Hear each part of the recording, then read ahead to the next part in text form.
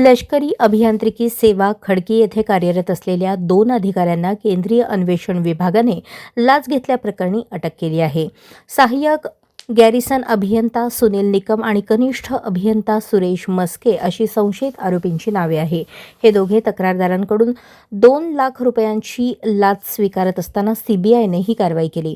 सीबीआयकडे प्राप्त तक्रारीनुसार संबंधित अधिकाऱ्यांनी तब्बल 6 लाख रुपयांच्या लाचेची मागणी केली असून तक्रारदार एका खाजगी कंपनीचा पॉवर ऑफ अटॉर्नी धारक असून MES अंतर्गत कामाचा करार करत होता. कामे पूर्ण होऊनही व पूर्णत्व प्रमाणपत्रे सादर करण्यात आली असतानाही देयके अडवून लाच देण्यासाठी दबाव टाकण्यात येत असल्याचा आरोप तक्रारीत करण्यात आला होता. वाटाघाटीनंतर संशयित अधिकाऱ्यांनी पहिल्या हप्त्यापोटी 2 लाख रुपये स्वीकारण्याचे मान्य केले. त्यानुसार सीबीआयने 5 फेब्रुवारी रोजी सापळा रचत तक्रारदाराकडून लाच स्वीकारताना कनिष्ठ अभियंत्याला पकडले.